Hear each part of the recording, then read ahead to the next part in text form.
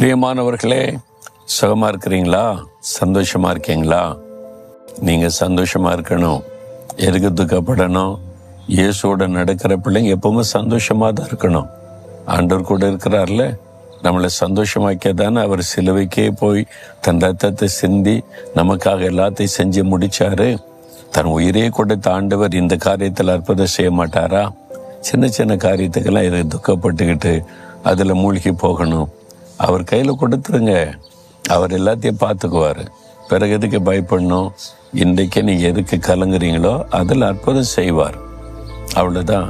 அவரை சார்ந்து கொள்ளுங்க. எனக்கு தெரியாத ஆண்டவரை, நீங்கள் தான் எல்லாம் பொறுப்பு, உங்கள் கூட நடக்கிற நீங்கள் பார்த்து கொள்ளுங்கன்னு சொல்லுங்கள். அவர் பார்த்து கொள்வார். எந்த அளவுக்கு ஒரு கிரியை செய்வார் தெரியுமா? இன்னைக்கு ஒரு வாக்கு கொடுக்கிறார். எரேமியா 15:11 தீங்கின் காலத்திலும் நெருக்கத்தின் காலத்திலும் உனக்காக நான் சத்துருக்களுக்கு எதிர்பட்டு உனக்கு சகாயம் செய்வேன். தீங்கு நாட்களிலும் நெருக்கத்தின் காலத்திலும், ஒரு நெருக்கமான காலம் இன்னைக்கு உங்களுக்கு இல்லை? வீட்டுக்குள்ள நெருக்கம், பிஸ்னஸில் நெருக்கம், ஊழியத்தில் நெருக்கம், எங்கே போனாலும் ஒரு நெருக்கமாக இருக்கு. நிம்மதியை வேலை செய்ய விட மாட்டேங்கிறாங்க. நிம்மதியாக சந்தோஷமாக ஒரு காரியத்தை செய்ய விட மாட்டேங்கிறாங்க. அதிகாரிகளால் நெருக்கம், பொருளாத மனிதர்களால் நெருக்கம் ஒரு தீங்கு. எனக்கு தீங்கு செய்கிறதுக்கு தான் இந்த அதிகாரிகள் முனைப்பு காட்டுறாங்க. என்னை முடைக்கணும், என்னை அழிச்சிடணும்னு பொருளாத மனிதர்கள் சுற்றி திரிகிறாங்க. தீங்கான காலம், நெருக்கமான காலம். அப்படி கடந்து போறீங்களா? மனிதர்களால் தானே நெருக்கப்படுறீங்க.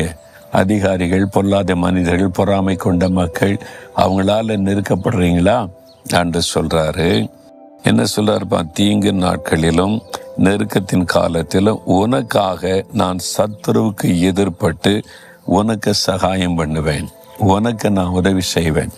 உன்னை பகைக்கிறாங்க பத்தியா? உன்னை மேல பொறாம கொண்டு பகைச்சு நெருக்கிறாங்க பார்த்தியா? அவர்களுக்கு நான் எதிர்படுவேன். நான் அவங்களுக்கு முன்னால உனக்காக போய் நிற்பேன், உனக்காக பேசுவேன், உனக்காக யுத்தம் பண்ணுவேன். நான் அவங்கள ஃபேஸ் பண்றேன். உன்னால ஃபேஸ் பண்ண முடியல. இந்த பொல்லாத மனிதர்கள், அதிகாரிகள் அதிகாரத்தை கையில் வச்சுட்டு மிரட்டுறாங்க. பொல்லாத மனிதர்கள், ஐயோ அவங்க பொல்லாங்க செய்யறவங்க பயமுறுத்துறாங்க.